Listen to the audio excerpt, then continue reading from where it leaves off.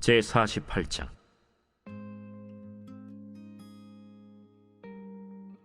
이 일 후에 어떤 사람이 요셉에게 말하기를, 내 아버지가 병들었다 하므로 그가 곧 두 아들 므낫세와 에브라임과 함께 이르니 어떤 사람이 야곱에게 말하되, 내 아들 요셉이 내게 왔다.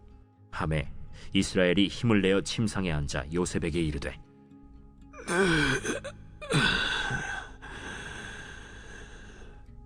이전에 가나안 땅 루스에서 전능하신 하나님이 내게 나타나서 복을 주시며 내게 이르시되, 내가 너로 생육하고 번성하게 하여 내게서 많은 백성이 나게 하고 내가 이 땅을 내 후손에게 주어 영원한 소유가 되게 하리라 하셨느니라.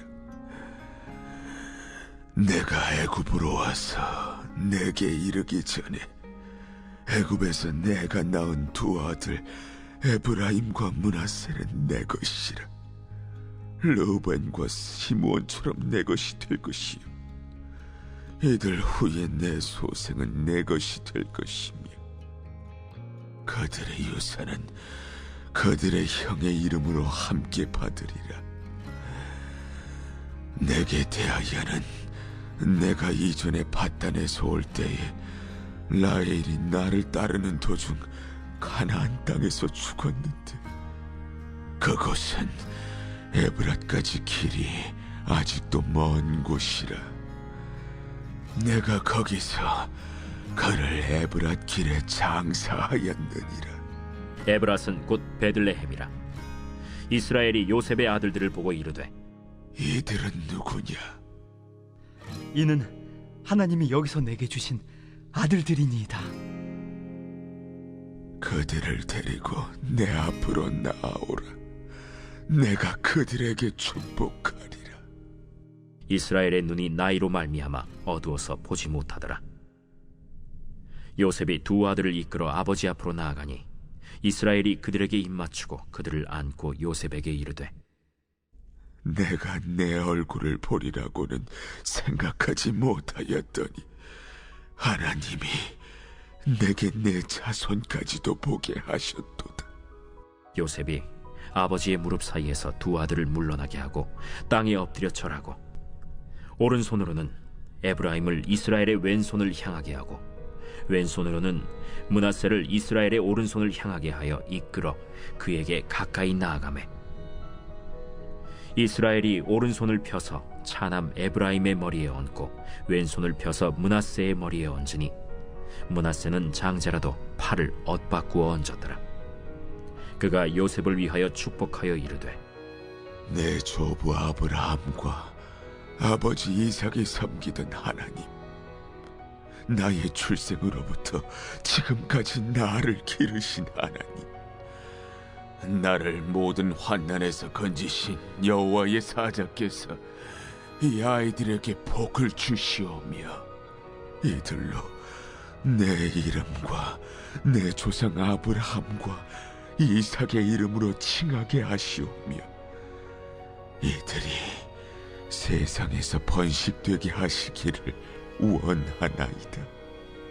요셉이 그 아버지가 오른손을 에브라임의 머리에 얹은 것을 보고 기뻐하지 아니하여 아버지의 손을 들어 에브라임의 머리에서 므낫세의 머리로 옮기고자 하여 그의 아버지에게 이르되, 아버지여, 그리 마옵소서. 이는 장자이니 오른손을 그의 머리에 얹으소서. 그의 아버지가 허락하지 아니하며 이르되, 나도 한다. 내 아들아, 나도 한다. 그도 한 족속이 되며 그도 크게 되려니와 그의 아우가 그보다 큰 자가 되고 그의 자손이 여러 민족을 이루리라. 그날에 그들에게 축복하여 이르되, 이스라엘이 너로 말미암아 축복하기를 하나님이 내게 에브라임 같고 므낫세 같게 하시리라 하며 에브라임을 므낫세보다 앞세웠더라. 이스라엘이 요셉에게 또 이르되, 나는 죽으나 하나님이 너희와 함께 계시사 너희를 인도하여 너희 조상의 땅으로 돌아가게 하시려니와 내가 네게 내 형제보다 세겜 땅을 더 주었나니 이는 내가 내 칼과 활로 아모리 족속의 손에서 빼앗은 것이니라. 오늘도 주님의 보좌 앞으로 나오신 성도님들에게 하나님의 은혜와 평강이 함께 하시기를 축원드립니다. 네, 오늘 창세기 48장 말씀 함께 살펴보도록 하겠습니다. 요셉은 애굽의 총리가 되었습니다. 하나님께서 요셉을 애굽의 총리로 세우신 것은 그 민족을 구원기 위함이었죠. 기근은 점점 더 심해지고 각국 백성들과 또 가나안에 있었던 이스라엘 백성들도 다 양식을 사러 오게 되었습니다. 그런 과정 속에서 형제들을 만나게 되고 형제들의 태도의 변화를 알게 된 요셉은 그 마음이 동하여 가족들을 다 애굽 땅으로 데려오게 합니다. 그 이후에도 기근이 더 심해지고 돈으로 양식을 샀던 각국 사람들이 그 다음엔 가축도 다 떨어지자 그 다음엔 땅을 주며 자신들을 대신 통치해 달라는 이야기를 하게 됩니다. 이렇게 해서 애굽의 중왕조 때에 아프리카 북부에 있는 많은 나라들이 애굽의 통치를 받게 됩니다. 이것이 하나님께서 하나님의 백성들을 통하여 그 땅을 복주는, 그 땅을 살게 하는 하나님의 놀라운 역사의 한 현장이라 할 수 있겠는데요. 이것은 역사 속에서 늘 일어나고 있는 일입니다. 하나님은 교회를 통해 이 세상을 복주시고, 교회를 통해 이 땅을 구원하시고, 교회를 통해 이 땅을 더 풍성케 하시는 계획을 가지고 있죠. 이것을 우리는 복의 근원이라 이야기합니다. 우리 성도님들이 각 가정에서 또 혹은 일터에서 존재하시는 것 자체가 하나님의 복임을 확신하셨으면 좋겠습니다. 하나님은 반드시 교회를 통해, 하나님의 백성을 통해 이 땅에 역사를 이루어 가십니다. 이렇게 야곱과 그의 자녀들은 고센 땅에 정착하게 되고 시간이 흘러가게 됩니다. 야곱이 130세에 그 땅에 내려간 이후에 17년이 지나 생을 마감하게 되는데요. 생을 마감할 즈음에 그의 아들들을 이제 축복하며 유언하는 장면이 나옵니다. 오늘 48장에서는 요셉의 두 아들 에브라임과 므낫세를 축복하는 장면이 나오고요. 49장에서는 나머지 아들들을 축복하는 유언하는 장면이 나오게 됩니다. 오늘 이 장면에는 므낫세와 에브라임이 야곱 앞에 앉아 있었죠. 요셉이 아버지가 죽을 것을 직감하고 축복해 주길 바라는 마음이었습니다. 이 야곱은 이 두 아들, 요셉의 두 아들을 자기의 아들로 삼게 됩니다. 오늘 본문 5절에 보시면 내가 애굽으로 와서 내게 이루기 전에 애굽에서 내가 낳은 두 아들을 에브라임과 므낫세는 내 것이라. 르우벤과 시므온처럼 내 것이 될 것이요. 야곱이 에브라임과 므낫세를 자기의 아들로 삼아버립니다. 그래서 이스라엘 백성들이 가나안 땅에 들어갈 때 땅을 분배받는 데 있어서 에브라임과 므낫세는 각각 땅을 한 몫씩 받게 되죠. 다른 아들들은 그 아비의 이름으로 땅을 받는데 요셉은 에브라임과 므낫세 두 덩어리를 받게 됩니다. 이것은 고대 이스라엘에서 장자에게 주는 축복의 한 방편이었습니다. 만약에 자녀가 4명이면 아버지의 유산을 5몫으로 나눕니다. 그리고 장자에게 2몫을 주게 되죠. 그래서 야곱은 요셉을 자기의 진정한 장자로 여기게 되었고, 이 장자에게 2몫으로 에브라임과 므낫세에게 각각 한 덩어리씩 땅을 나눠주는 그것으로 이제 결과가 나타나게 되는 것이죠. 그래서 이 두 아들을 축복하려고 하였는데, 그래서 요셉은 자기 계획대로 므낫세를 아버지의 오른편에 그리고 에브라임을 왼편에 앉히게 됩니다. 그런데 이 야곱이 어쩐 일인지 두 눈을 보지 못함에도 불구하고 양손을 어금맞대어 축복하게 됩니다. 성경에서 이 야곱이 앞을 보지 못하는 것을 굳이 기록한 것은 이 야곱이 자기 앞에 두 아이가 누가 있는지 알지 못하는 것을 보여주기 위함입니다. 그래서 손을 어긋맞대어 기도함에 있어서 이것은 하나님의 신적인 계시라고 할까요? 신적인 개입이 이 가운데 있었음을 보여주고 있는 것이죠. 그래서 에브라임에게 하나님께서 더 큰 축복을 주시고자 하는 하나님이 야곱에게 그 마음을 부어주심을 보여주는 장치라 하겠습니다.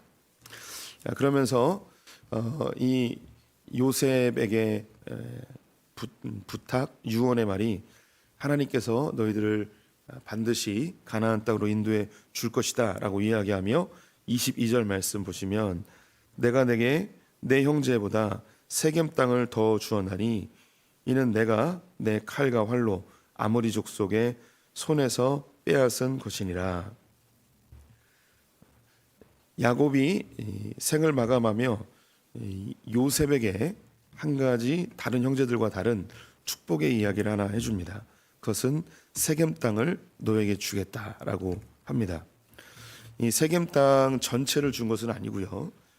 아브라함이 헤브론에서 땅을 하나 구입을 하죠. 막벨라 굴을 얻게 됩니다. 그래서 이곳에 아브라함과 사라 그리고 이삭과 리브가 그리고 레아도 여기에 묻히게 되고 야곱도 그곳에 묻히게 됩니다.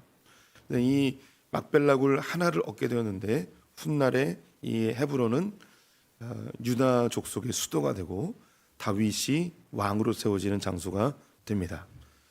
이것은 남유다에 있어서 굉장히 중요한 장소가 되죠.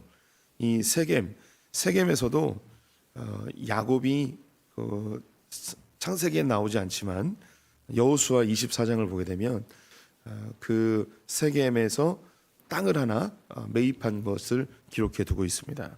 그리고 예수님께서 수가성 여인을 만났을 때에 야곱이 판 우물이다라고 이야기하며 야곱의 우물이라고 하였죠.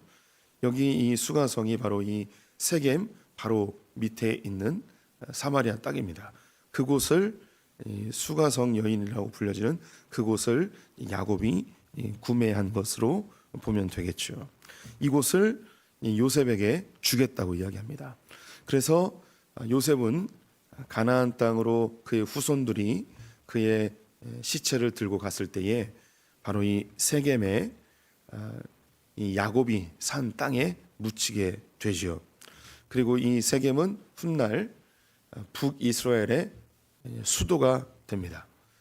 이 세겜에서 이 이스라엘 백성들의 북쪽의 중심지가 되고 남쪽은 헤브론의 중심지가 되는 것이죠. 원래 이 야곱이 소망했던 이 꿈이랄까요?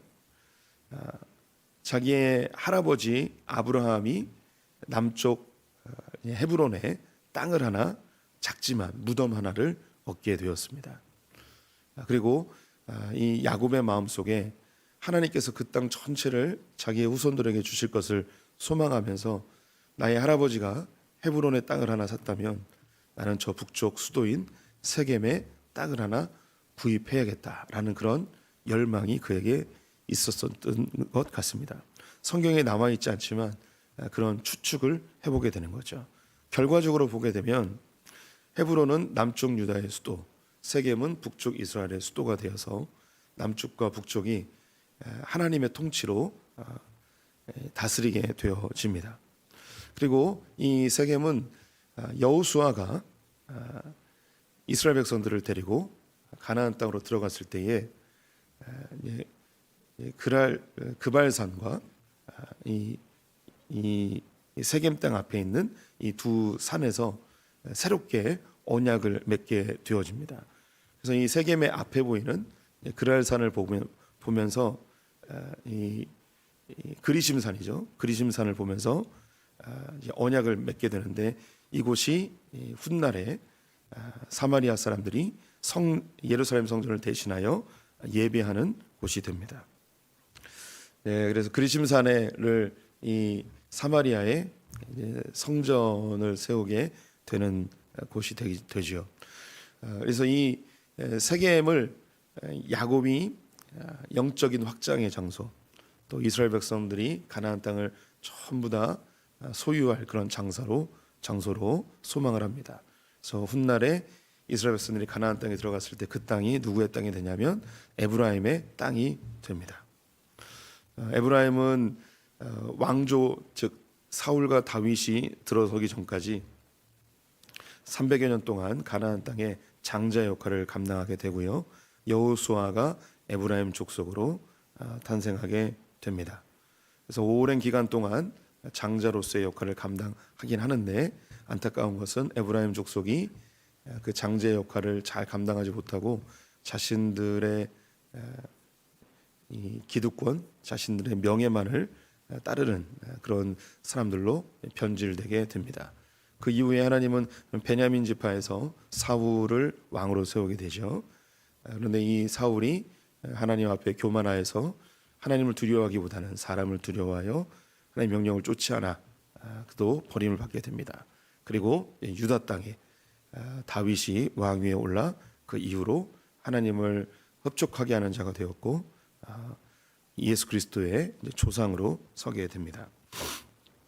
이스라엘 백성들이 가나안 땅에 들어간 이후부터는 특정인이 장자의 역할을 감당하는 것이 아니고 이 12명의 아들들이 하나님의 뜻대로 살 때에 그 안에서 장자는 변화될 수 있습니다.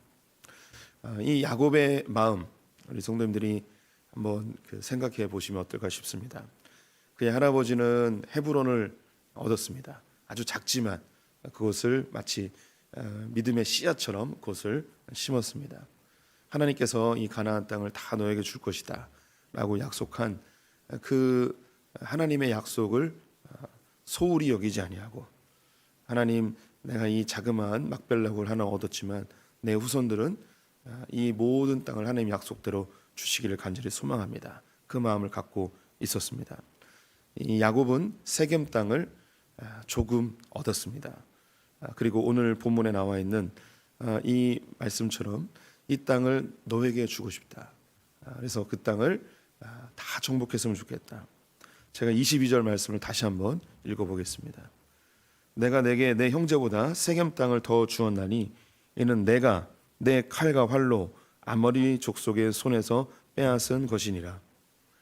이 세겜 땅의 일부를 아모리 족속의 손에서 빼앗았다고 이야기합니다. 성경에 그 땅을 얻기 위해서 어떤 전쟁이 있었는지 기록되어 있지 않지만 그 땅을 얻기 위해서 상당한 대가를 지불한 것을 볼 수가 있습니다. 전쟁을 불사하고라도 그 땅을 얻고 싶어하는 야곱의 열망이 있었던 것이죠. 이 땅을 요셉에게 주는 거예요. 그리고 요셉의 아들 에브라임에게 지목하여 주고 있습니다. 우리 성도님들, 이 이야기를 할 때 야곱이 어떤 마음이었는지 느껴지지 않으십니까? 아들아, 하나님께서 이 후손들을 가나안 땅에 들어갈 텐데 그 땅을 너희들이 어떤 대가를 지불해서라도 그 땅을 다 얻었으면 좋겠다. 이 마음이 전달이 됩니다. 나는 이 세겜 땅 중에 일부를 내가 얻었지만, 우물 하나를 얻었고 도시 하나를 얻었지만, 내가 목숨 걸고 그것을 얻어냈지만 너희 후손들은 그 땅 전체를, 하나님이 약속하신, 하나님이 들어가게 하신 그 땅을 다 얻었으면 좋겠다라는 그런 열망이 담겨 있습니다. 꿈이 담겨 있는 거죠. 이것을 실현한 사람이 여호수아였습니다. 여호수아가 에브라임 족속의 대표로 이 에브라임 땅, 세겜 땅을 기점으로 해서 20여 년 동안 그 땅을 다 정복하는 작업들을 해 나가게 되어지죠. 그리고 먼 훗날에는 솔로몬 때에 하나님이 약속하신 모든 땅을 다 얻게 됩니다. 저는 오늘 이 본문에서 야곱의 꿈을 보게 됩니다. 이게 그의 열망이에요. 그래서 그 두 손자에게 축복해주고 49장에서는 12아들들에게 축복을 해주게 됩니다. 오늘 이 본문에도 나와 있고 또 뒤에도 또 나오게 되는데, 너희들이 살 곳이 이곳이 아니다. 하나님이 오셔서 반드시 너희들을 인도해 갈 것이다. 너희들은 가나안 땅으로 들어가야 된다. 내가 칼과 창으로 그 세겜 땅의 일부를 얻어낸 것처럼 너희 할아버지가 아브라함이 이 헤브론의 땅 그 막벨라구를 얻기 위해서 대가를 지불한 것처럼 너희들도 그 땅에 들어가서 하나님이 주신 그 땅을 얻기 위해 대가를 지불했으면 좋겠다. 그 소망과 꿈이 그 유언으로 축복으로 이어지게 됩니다. 그것을 이어받은 믿음의 자손들은 그것을 성취해내죠. 저는 세상에서 제일 부러운 사람이 모태신앙들입니다. 제가 제 자녀들에게 전해주고 싶은 가장 큰 복이 모태신앙이라는 복이었습니다. 저는 다행히 할머님이 좋은 믿음의 선배셔서 할머님이 저를 향해 늘 기도해 주시고 제가 목사가 된 이후에는 더 많이 기도해 주신 그런 은혜가 있습니다. 할머니는 사실 저희 막내 작은아버지를 목사 만들고 싶으셨습니다. 저희 할머니가 아들이 셋 있으신데 그중에 막내 삼촌을 목사를 만들고 싶어 하셨어요. 그 이유는 막내 삼촌을 제일 사랑하셨어요. 그 사랑하는 게 온 가족이 다 느껴져요. 막내이신데.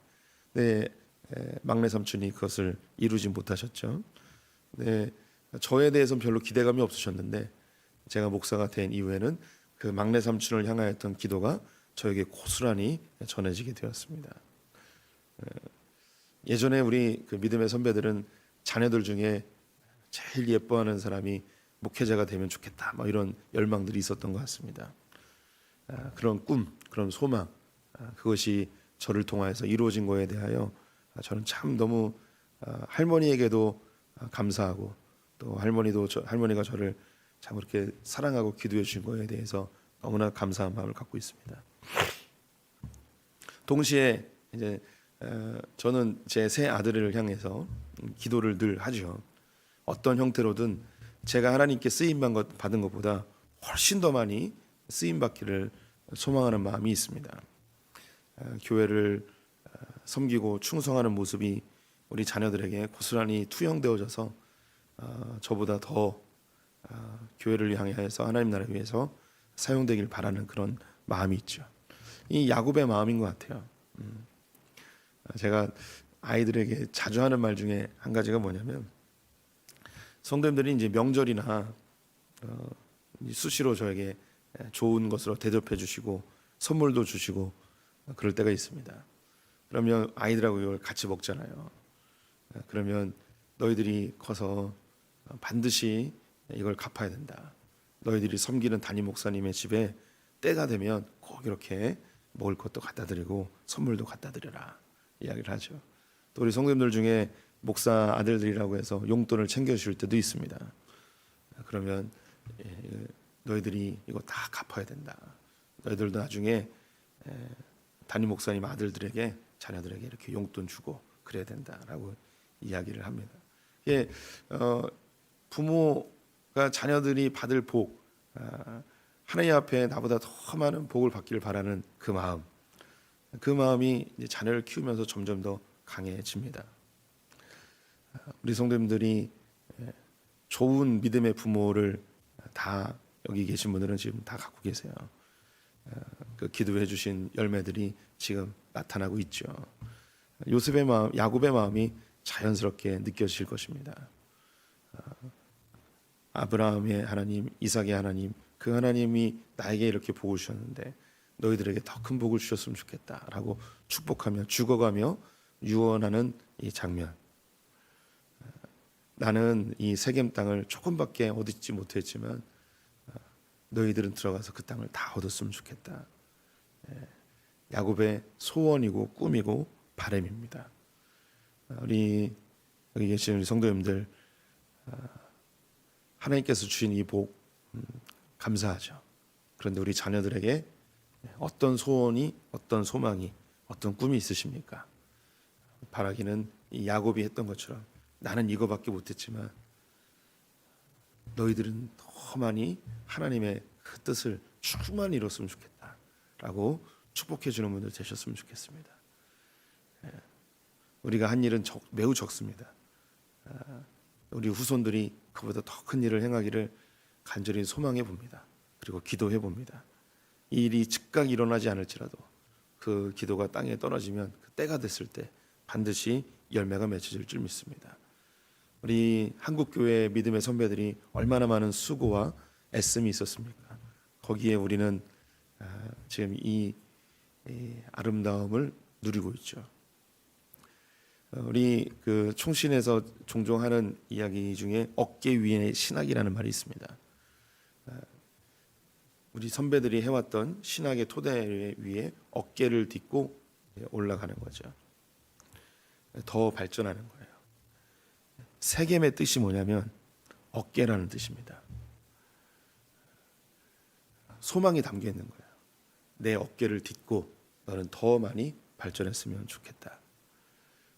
우리 이 한국 교회가 우리 후손들이 지금보다 더 멋진 영적인 열매들을 맺는 하나님의 뜻을 온전히 이루는 그런 교회가 되기를 소망해 봅니다. 소풍교회가 또 그랬으면 좋겠고요. 이렇게 우리 후손들의 더 멋진 하나님 나라를 이루길 바라는 마음으로 우리 이 새벽을 기도했으면 좋겠습니다. 기도하겠습니다. 하나님, 야곱은 세겜 땅 조그마한 곳을 칼과 활로 얻었다고 이야기합니다.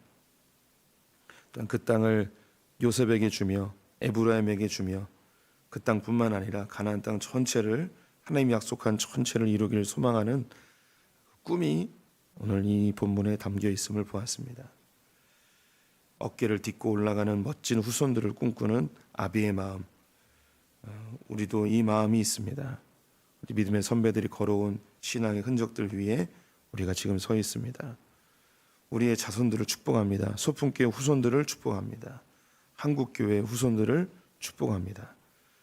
지금 우리들의 어깨를 딛고 일어나 더 멋진 하나님 나라, 더 멋진 주님의 꿈꾸시는 하나님의 소원들이 이루어지는 나라 되게 하여 주시옵소서. 특별히 우리의 자녀들, 우리의 아들, 딸들이 하나님 안에서 더 풍성한 삶, 더 하나님께 쓰임받는 삶 되길 간절히 소망하며 예수님의 이름으로 기도드렸습니다. 아멘.